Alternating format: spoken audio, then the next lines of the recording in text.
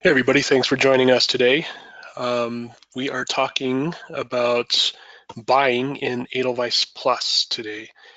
Um, just a little bit of house cleaning. We do have my colleague Adam is standing by to answer any questions that you might have as we're going along. There's a Q&A or a questions part of your um, webinar tool kit there. So if you do have questions, let us know and Adam can answer those for you. Otherwise, your best bet is to always just email us at support@abovethetreeline.com, and we do actually have a team standing by to answer any and all questions that come in. So we're going to get started. Today we are going to really do kind of a basic overview of how the buying process works in Edelweiss and how to use the tools available to you to stay organized and that sort of stuff. So I'm going to show a little bit about navigation, and then we're going to do a tour of a catalog and basically the information that the publishers provide in each of their catalogs. And then we're going to create an order and add some quantities and some categories, and then we're going to actually go ahead and finish that order, and I'll show you what that looks like.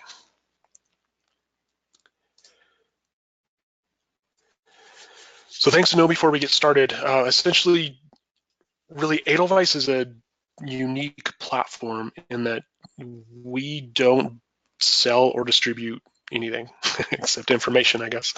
So really, we're here for publishers to present their seasonal catalogs to you. You're going to see, specialty catalogs and backlist catalogs and that sort of stuff. But for the most part, it's really aimed at allowing the publishers to get your eyeballs on their upcoming titles, and it allows you to see those before they're out, to not have to chase titles all the time.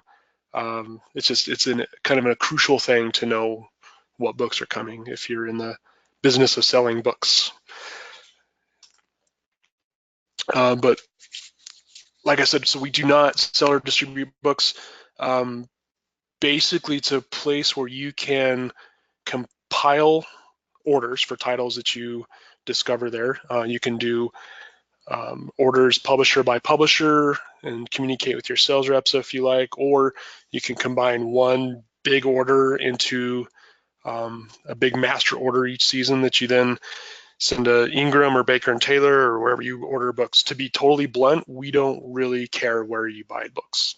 That we're not invested in that at all. We're simply in the business of showing you what's coming. So if you view this through that lens, then I think it'll make a little more sense. But I'll show you how to communicate with your sales reps, and also how to, if you don't work with sales reps, for example, you can again create those wholesale orders and basically order however you like.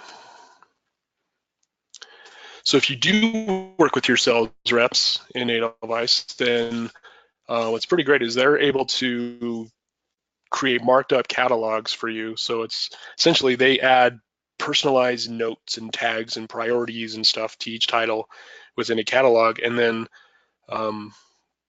they'll be able to see your orders and then discuss those orders with you before they actually place them. And they can just go ahead and once you share an order with them, they can grab that order on their end and submit it however they need to submit it on their end. So it kind of simplifies things for you. And then from that, you can export your orders from Edelweiss and then import them into your point of sale system, which saves you hours and hours of time. Basically, I was a book buyer long before Edelweiss started, and I fully remember sitting there keying in ISBN after ISBN after ISBN for hours and hours, or hopefully getting someone else to do it. But usually not. It was usually just me. And it was exhausting, and I got carpal tunnel syndrome. Probably my wrist hurts, but you basically don't have to do that anymore. Is what it comes down to. That is assuming that you have a point of sale system that can ingest such things. Not all of them can, unfortunately. But again, so you can take those orders from Edelweiss, throw them into your point of sale system, and then submit that order however you like. If it's EDI or whatever, sending it to iPage or to Baker and Taylor, totally up to you. Again, we're not really married to any form of book purchasing. So what we're going to do now is I'm going to go ahead and dive into the site and give you a tour, kind of walk you through things. Kind of assuming that you've seen Edelweiss before and you kind of understand a little bit about it, but if not, you should still be able to walk away from this knowing what to do. So to find Edelweiss, you go to edelweiss.plus, and then if you don't have an account, you want to go ahead and sign up for one. Basically, when you pop in, you're going to see your homepage, and it's going to look a little bit different than this one. I've set this one up in preparation to show you guys around here. And that's the first thing we're going to do is kind of show you how to navigate the homepage and to customize it so it shows you what you want to see, and you can hide stuff you don't care about. I just made a big grand sweeping arm gesture, which you guys can't see, but it was really illustrative of what I'm talking about. So to create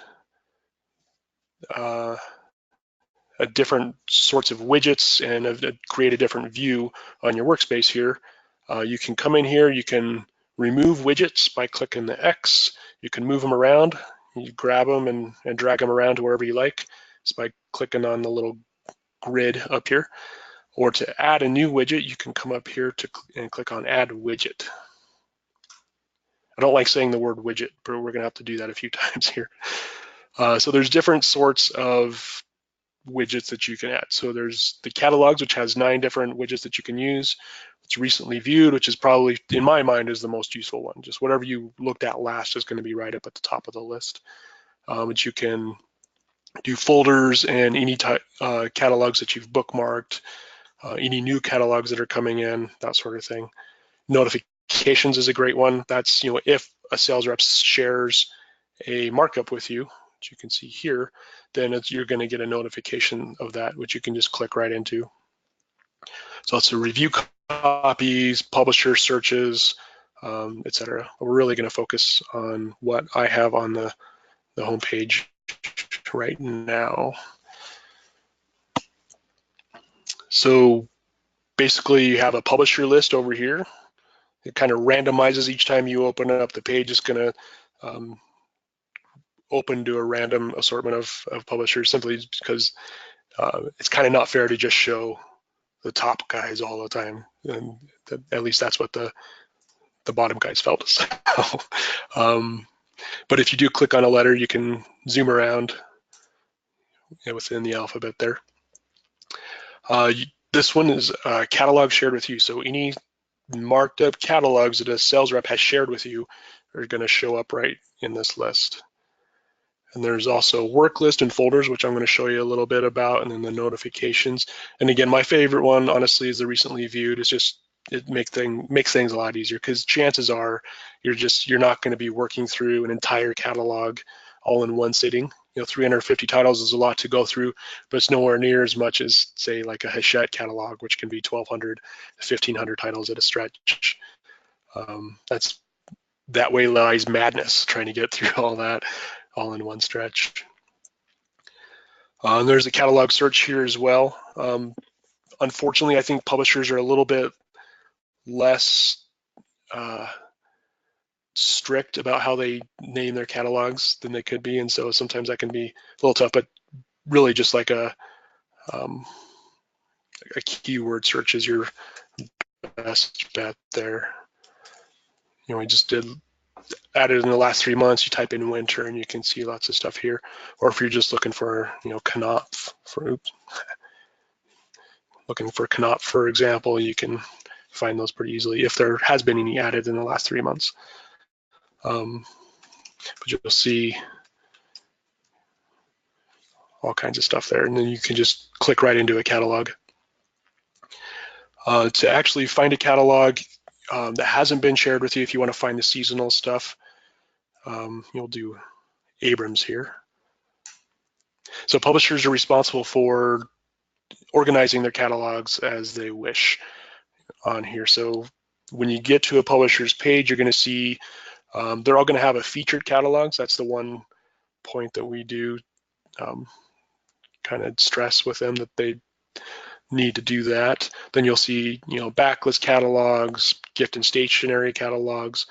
The featured catalogs is generally where you're going to see the most recent seasonal sorts of catalogs, and you can sort this however you like. Right now it's sorted by sequence, so whatever sequence the publishers have added these catalogs to their list, and you can do this in ascending or descending order with this little toggle switch here. Pop back to the home page. So you'll see, again, different publishers will list their catalogs in slightly different ways. The one that pops to mind at the moment is Random House. So they're really big, obviously, and they tend to have quite a few catalogs. They have the blue and the green and the mass market and the specialty stuff and the kid stuff. And so they'll do their featured catalogs, which in this case, I believe they do their drop-in stuff and then an Eeny Buzz sorts of catalogs. So their drop-in catalogs are going to be like rolling lists of titles that they're always adding to. But really, and this is just the example for Random House specifically, here you just want to pop into either front list or for booksellers. And then you're going to see catalogs that are just aimed at you. Now you can see different imprints catalogs, so Knopf and Crown and Rodale, etc. Generally, what you want to concentrate on instead is going to be those, they're called omnibus catalogs, so it's all their imprints piled into one catalog. It just makes it a lot easier to keep track of what you're buying and to know that you're seeing all the catalogs essentially and all the titles. So for example, if you want to make sure that you're not missing spring 2019 blue, green, and children's, then I'm going to go ahead and add these to my watch list here. So now if I go back to the home page,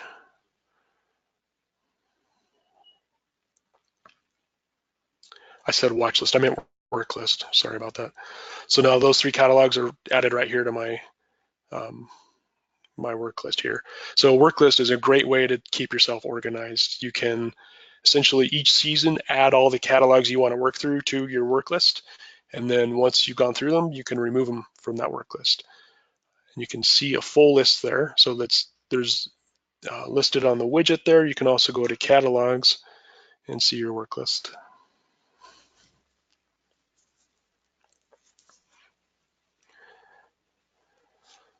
So I have those three catalogs there. There's also a markup that's been shared with me. I can click in there and see that. And this is the upcoming Norton list. So I'm going to add that to my work list as well. And then to remove something from your work list, you just click the star again and it'll go away.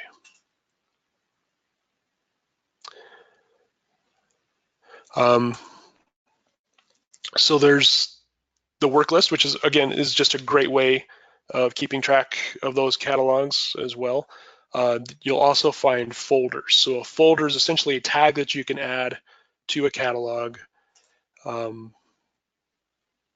whether it's a season, it's fall 2018, spring 2019, whatever makes the most sense to you to keep track of things.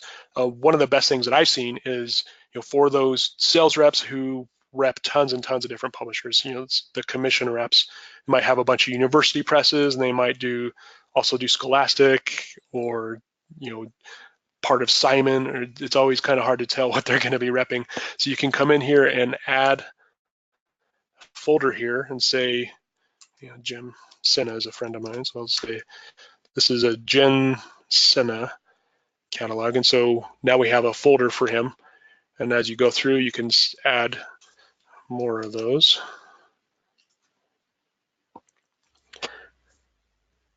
So you'll see that I have those two catalogs added to Jim's folder here, and again, that's something that you can then remove those if you want to, or you can change the time frames here as well using the calendar features. So again, just kind of whatever makes the most sense to you and how you do your work to help you keep that clean workspace. So in a sense, Edelweiss is in many ways kind of a one-stop shop for all your seasonal catalogs.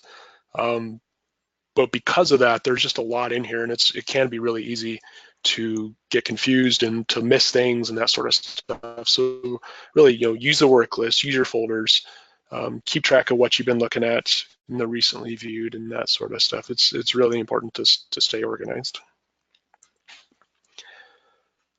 So that's what I did, all the widget stuff and how to add and remove things and to kind of organize your workspace there. I do want to show you one more thing. If you click up here in the tools icon here, you're going to see all kinds of stuff. You can add your point of sale system here. So, if Booklog is your POS system, you can add it in here, or you can, scroll through and add whatever you like. If you, order from iPage specifically and never do direct to publishers, you can have iPage or B&T as your point of sale system here too. But you can alter your dashboard here and say, if you don't use shelves or the people or reviews, it's just stuff that you are not at this point interested in, you can totally just hide all that. If we click save here, you'll see that those options actually disappear from your top row here. So your little navigation row gets pared down pretty nicely. So I do suggest using the buzz and that sort of stuff, which we're not really going to talk about today, but we have talked about in other webinars, which you can find on the help pages, which I'll show you at the end. Useful stuff, but for our purposes today, we're just going to really concentrate on the ordering. So that being said, now we're going to pop into a catalog.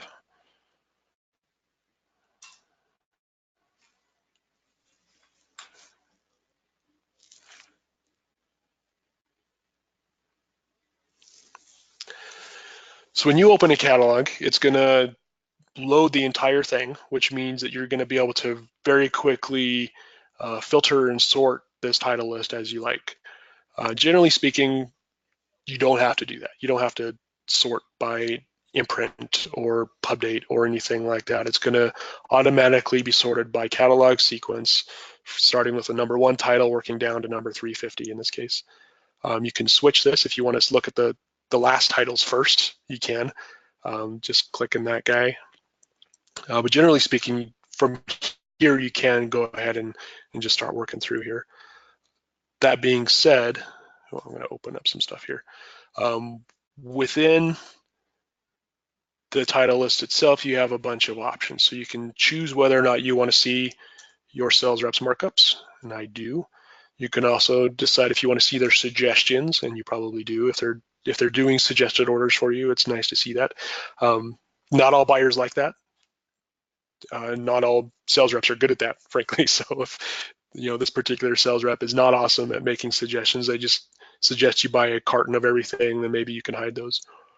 But you can also choose to show all the content and comp titles as you go through. You can see right now, I'm just seeing the markup notes from this particular publisher or from this particular sales rep, and all the content for this particular list of titles is hidden. If you want to expand that, you can click this guy, which will just open up the summary and leave the other guys closed, or you can click the arrow plus to open everything up. And so since this is where publishers are selling their titles, you're going to see stuff like marketing plans and key selling points and those sorts of things that you're not going to really see anywhere else. You go and look on iPage and you're not necessarily going to see marketing plans. Not to diss iPage at all, that's a great resource. This is just a different resource and a different type of resource. One thing I do want to point out is, if the print here is a little too small for you, you can, if you do Control plus, you can blow everything up if you like. That's with every browser, and then Control minus will shrink those back down. But you can also click on this, the eyeglasses here, to blow that up. So it's kind of an accessibility thing here. If your bifocals give you a headache, for example. So you'll see stuff in here like, the 10 rules of successful nations. We can see it was postponed indefinitely. They didn't want to remove it from the catalog in case people had already created orders for it by the time that they decided to postpone it. And then publishers kind of work on a different sort of schedule than we do as well. So in their minds, it's postponed indefinitely. In our minds, they didn't necessarily even need to show it, but it's all kind of how publishing works on New Pam Houston. I love Pam Houston. I don't know if you read her. She's great. She lives around me. So again, with there's the sorting stuff. You can also, if you like, refine this list by, for example, priority. So your sales reps have the option of adding a priority to a title. So we can see that this Michael Lewis is right now set as a featured title. So this is the one of the titles in this catalog that the sales rep is really excited about, and they want you to pay attention to it. Generally speaking, it makes sense to pay more attention to those titles because that's where the advertising dollars are and that sort of thing. So those are the books that your customers are going to hear about if they're going to hear about any of them. So if you only want to see those featured titles real quick, in your first pass through the catalog, you can really quick select that, and then now we're just seeing those featured titles. New Neil deGrasse Tyson for kids. Oh, that's cool. Franz de Waal is fantastic. So really great stuff that they're showing as their featured books. And then to unselect that, you can either come up here and remove the refinements, or you can unselect from the list here. It's totally up to how you want to roll.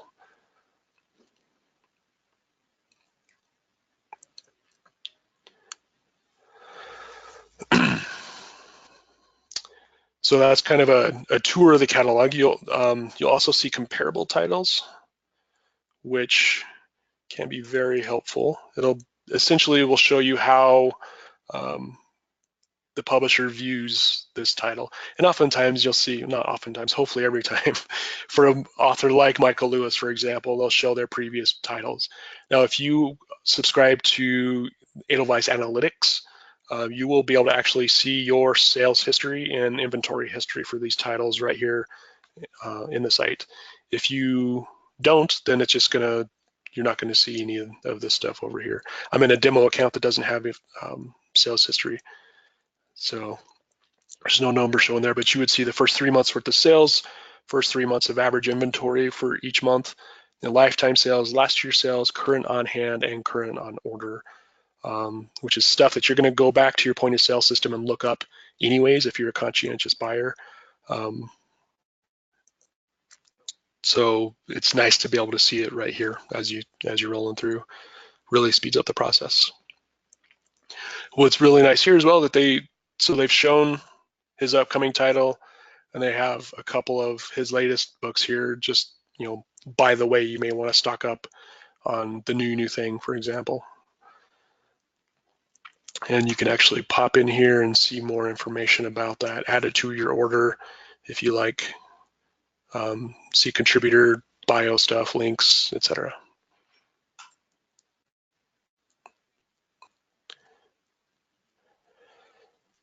All right, so now we're going to go ahead and create an order and work our way through that.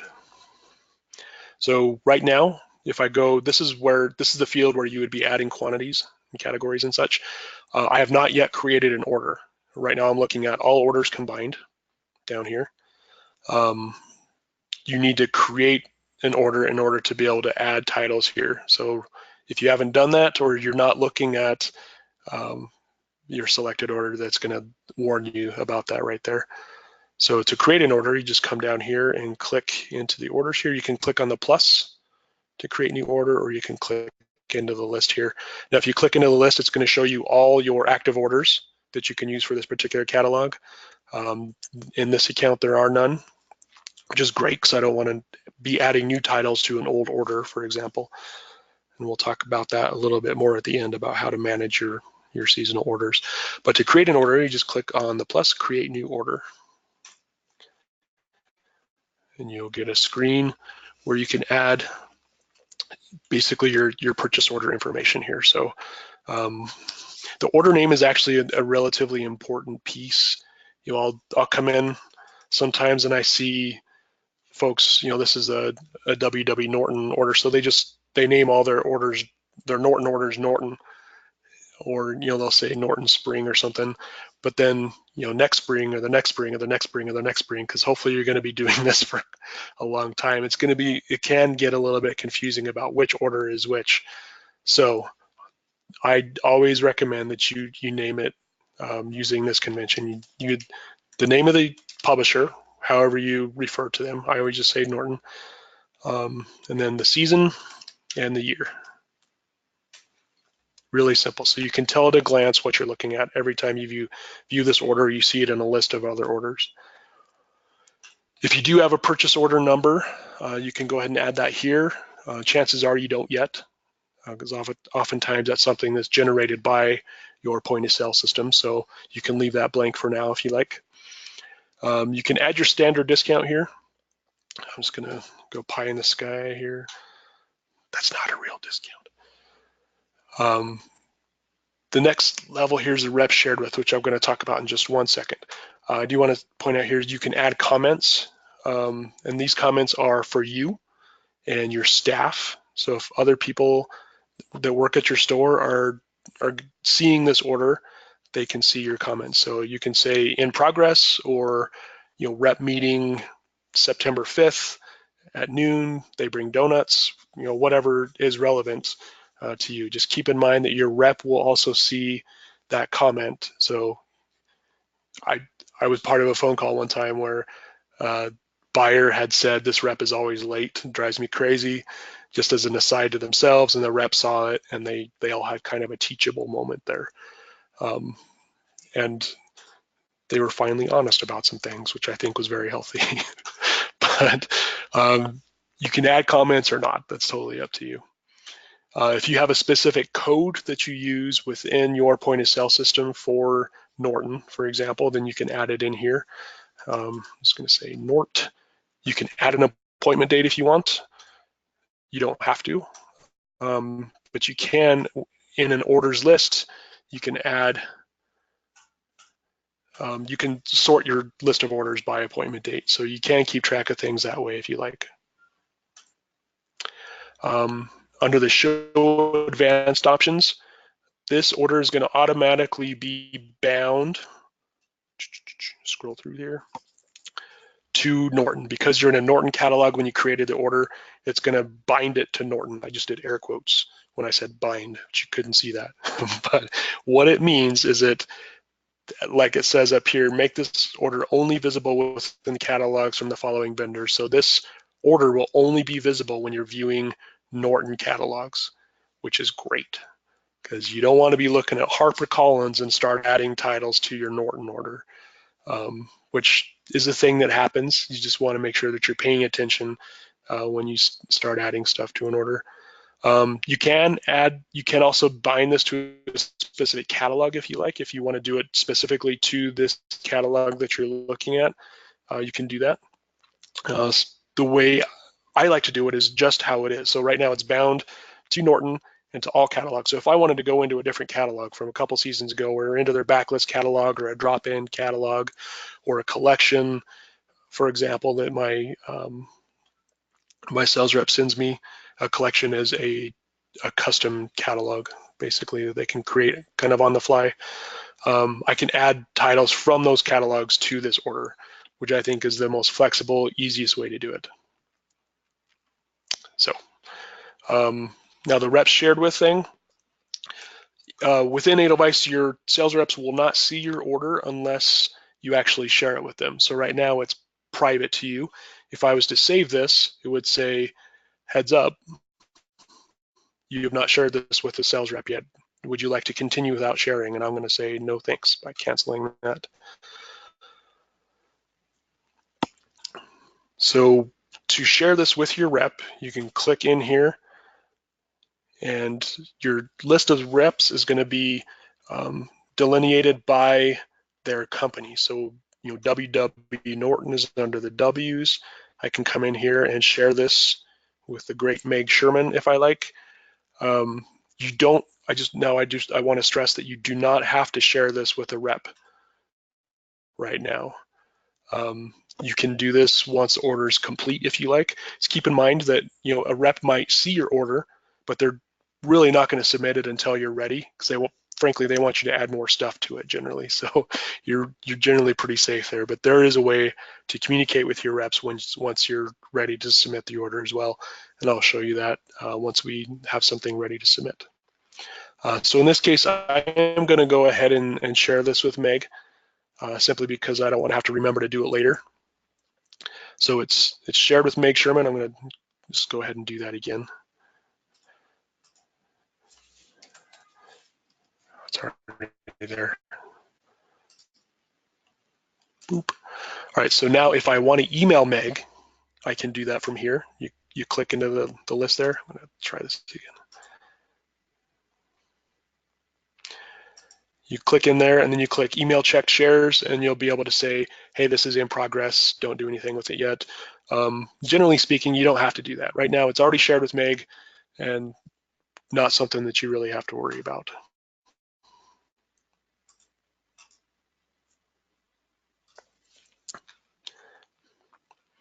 So now you can see that this field where we generally want to type in our order quantities is now orange and it's typable. And you can see that the order that I created is a selected order down at the bottom. And so right now we have all orders combined, which is any order you've ever done is in the combined area here. And it won't let me add anything, but once I do I select that active order, now I can add titles to it, or add quantities to titles, I should say. So from here, it's really just a matter of analyzing each title and deciding how likely it is that you're going to be able to sell the book, and then how likely it is that you're going to be able to sell lots of that book. Different people have different philosophies about quantities to bring in. Generally, so this says carton quantity 10. Oftentimes there are carton quantity discounts. It can be, or you can see, signed copies will be available for indies only when ordered in the carton quantities. So if you want signed copies, you can order 10. So there's going to be different specials and different things like that for each title. 10 is a fair amount. So, I was talking to a buyer who said that she always buys what she thinks that she can sell within the first 3 months. So then she doesn't have to chase titles all the time.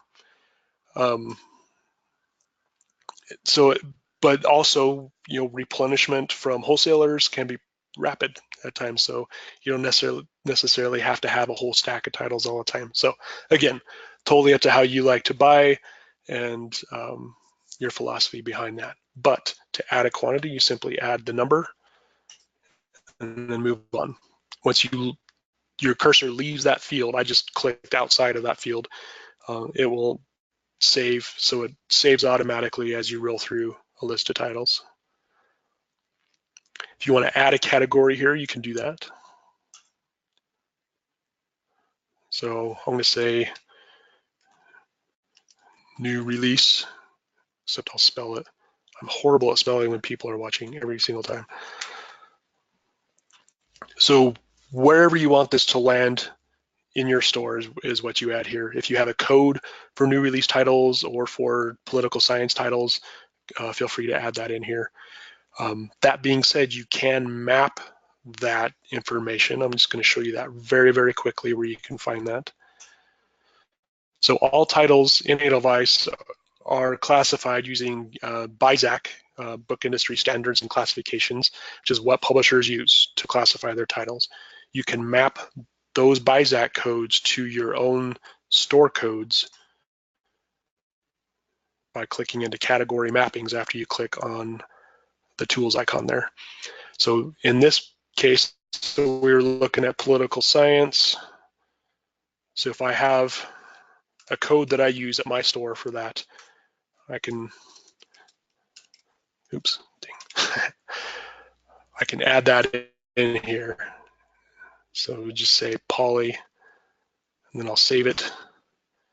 And so anytime that I see a political science title, now it's going to come up mapped. You can see that this one was already mapped to fiction because it's a fiction title, and we had previously mapped that. So there is a step-by-step instructions to do that in the help documents, and I'll show you where to find all that stuff towards the end there. But really then it's really just a matter of rinsing and repeating. You go through, you think House of Stone, this looks great. I'm going to go ahead and order 5. It's already going to fiction. Great. I'm going to move on. Team Human, Rushkoff. I recognize that name. I want to know a little bit more about it. So you go into comps. You can look at the content. It's all really just a matter of, again, how much information you want to look at for each title. A lot of times, so like this particular set of markup notes are from a rep who's awesome. And if it was me doing the buying, I would probably not bother looking at the title content. I would just look through their markup and make my decisions based on that. If I want a little bit more information, then I would click into the content. But this is a great way to go ahead and move through a list of titles pretty quickly. If you don't want a title, you just leave this number blank. You can add a 0 if you like, just so that you know for sure that you looked at it. Although now I feel bad because Pam Houston is awesome. So there we go. So it really, again, it is kind of up to how you like to operate, whether you leave it blank or you add a 0. I'm just going to add a couple more here. 3 is poetry.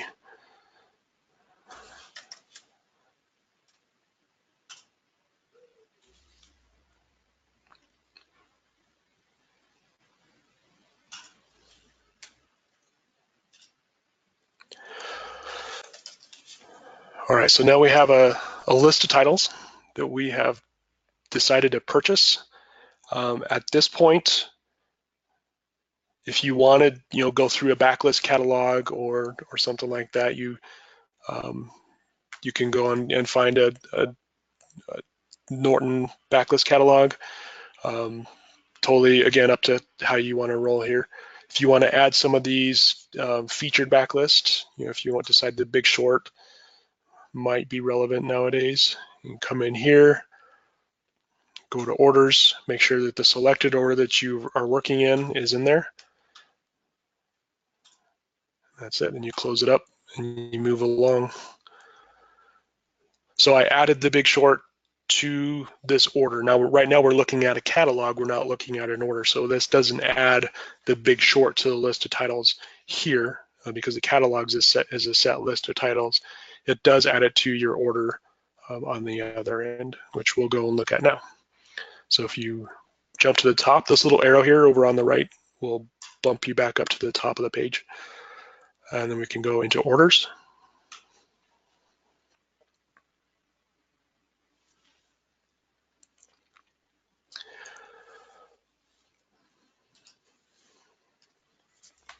So in your orders page, you have active orders and completed orders. If you don't see this column, you may have it squashed down here, and this little arrow key will expand that for you. This is a great way if you're looking at a list of orders. So here in the completed orders, you can see, sort this filter it by who it was created by, or the vendor. If you want to see any chronicle orders that you've done in the past, you can do it by appointment, create a date, all that kind of stuff. So having this open just kind of simplifies things quite a bit. But within the active orders, which is what we're looking at now, we have, in this case, just the one order that I've been working on here. I can see that there's 7 titles and 40 units for $1,000 basically is what I spent so far. Now that is in gross. This doesn't apply the discount there. I can see that this order is bound to Norton, and I've shared it with one person, which is Meg Sherman there. So again, if you did not share this order when you first created it, you can do that from here now. So if you want to actually add people on here, including coworkers, you can add people to share it with on here. And then, again, so I'm going to say I'm ready for Meg to take a look at this. So I can email check shares, and I can say request review or order completed, or whatever classification makes the most sense to you. You can send it with high importance if you want to, probably don't need to. And then here you can write a message saying, hey, I'm ready for you to take a look at this, or I'm looking forward to seeing you September 5th, or however you want to communicate with your rep. You don't, technically speaking, at this point, you don't actually have to meet with your rep. They can come in here, they can see your orders on their end. They can say, hey, I think you underbought on the Michael Lewis. If it was me, I would bump that up, that sort of thing. So you guys can communicate that way. And once you click save here, this is what will actually send an email to Meg, so I'm not going to bother her with a test email here. If you want to edit this order again, you can come here, click on edit, and then from here we can add a PO number if we're ready to do that. Just add one there.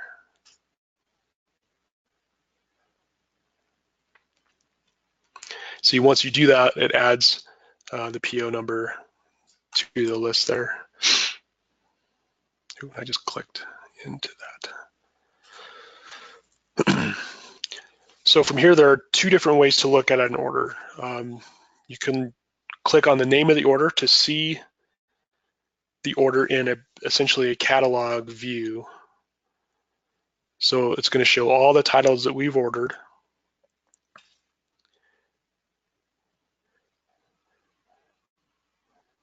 And you'll see the quantities that we decided to bring in, and you can update these here if you like. And you'll see I added the Big Short on the fly back in the catalog, and you'll see it added in here. So this is a great way. Oftentimes what buyers will do, they'll go in and they'll add the quantities that they think are relevant as they go, but then they'll come in later on and do the categorization and decide where in the store this title is going to go. So whatever code that you add in here is going to dictate where it shows up in a PO that you import into your POS system. So just use whatever codes you use every day. And they're those things that you have memorized. So that's one way of looking at it. You can also, I'm going to bump back into the orders page here. You can also view this in a less visual format and go to the export preview screen here. And so this is going to show you your order based on a template. So if we have Booklog, here's our point of sale system. So this is the precise information that is going to be exported from Edelweiss into Booklog. You can see there are a couple categories missing. I can see my discount. You can add secondary categories in here if you like. But if you want to edit this, for example, if I wanted to add Deep Creek to a store category now, I think that was a biography. You can also add that secondary category, say whatever. And then from here, if I wanted to, I can move to the next title. We can see that information there. So once I am ready to export this, I can download this, and it's going to create a document that I can then go into Booklog, and there's a module within Booklog where I can go in and grab Edelweiss orders, and it's essentially a document import. Some point of sale systems can take those via FTP. So basically you click this button and the order magically shows up in your point of sale system on the other end. There's just a few that do that. Basil is one. So there are going to be instructions for each point of sale system according to the requirements for each one. And again, I'll show you where to find those. But once you download this, you can then go ahead and mark this completed, and it leaves your active orders list. Now what happens, what that means, if I go back into that Norton catalog that we were looking at, since I marked that order completed, I'm no longer going to be able to use that order in this catalog or in any catalog, which is a great thing. So again, next season, I'm not going to accidentally start adding titles to this order. You can see that Norton order is no longer available there. If you did that on accident and you actually do want to be able to add some stuff to that order, if we go back to the order screen, I'm going to click back into completed orders because that's where that order lives now.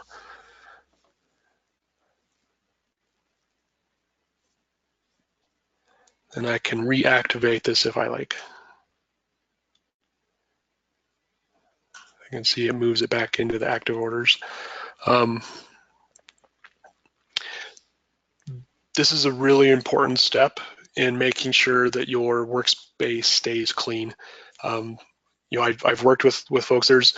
I'll use an example. So there was a store that contacted me every season to say, oh my gosh, all my titles for this season ended up on last season's order. And it happened every single season because they had an issue with paying attention to what they were doing, to be blunt. And I would go into their orders list and see orders back to 2011 that were still active. And so whenever they would go into a catalog and look at that active orders list, they had hundreds to choose from. So it was a big, scary dump of a mess. So I helped them clean up those orders, basically just go through and mark everything completed that is old. It's actually pretty easy to do. And then it was nice and clean, and I haven't heard from them in a couple of years now. So everything's working great. So just keep in mind, just keep your workspace clean and tidy and mark your old orders completed. It's going to save you a little bit of hassle.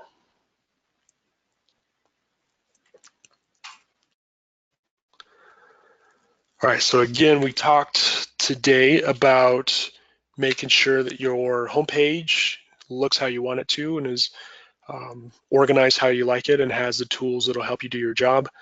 We talked about a catalog and the different ways to view it. I just really want to point out again, within the other actions, you're going to be able to show all content or show all comparable titles, hide and show markups, that sort of stuff. So just make sure that when you're in a new catalog and you're ready to start doing your orders, that you either select the appropriate order. This is the one that we just worked on that I had just reactivated. So make sure that you're either looking at the appropriate order or that you create the appropriate order if the appropriate order does not yet exist. And then you add quantities in this field and add categories thusly. And then all your orders live on the orders page. Now we do have very full documentation on all this stuff. To find it, you just click on Help up at the top and then click into Get Help.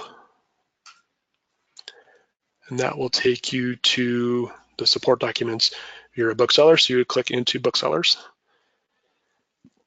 And you'll see lots of stuff about navigation, ordering, other tools that are less classifiable, how to do digital review copies, which is essentially free ebooks of advanced copies of things, how to do the event grids. Within the ordering, you see lots of stuff, how to share the order, how to find a markup, using one order for multiple catalogs, etc. The mapping stuff is in here as well. You just type in map up at the top, and you can scroll through and see lots and lots of different ways to map in here. Mapping categories is listed in there. You can also map vendors. So one of the great things I did air quotes there, about the indie bookstore market is that none of you do things the same as your colleagues. Everybody's a special snowflake, which is great, and that's why indie bookstores are so vibrant and everything. That being said, nobody classifies as a title the same as someone else, and so however you have things set up in your system can be fully mapped in Edelweiss, so things match up, and it just makes things a lot easier. You don't have to hand enter a lot of things, and the category thing is one instance here. So this will walk you through how to do all that mapping and all the different things to think about. So pay attention to your help documents, and if you do have questions, contact us at support@abovethetreeline.com, and we'll help you out. All right, thanks everybody for joining today. Happy book buying.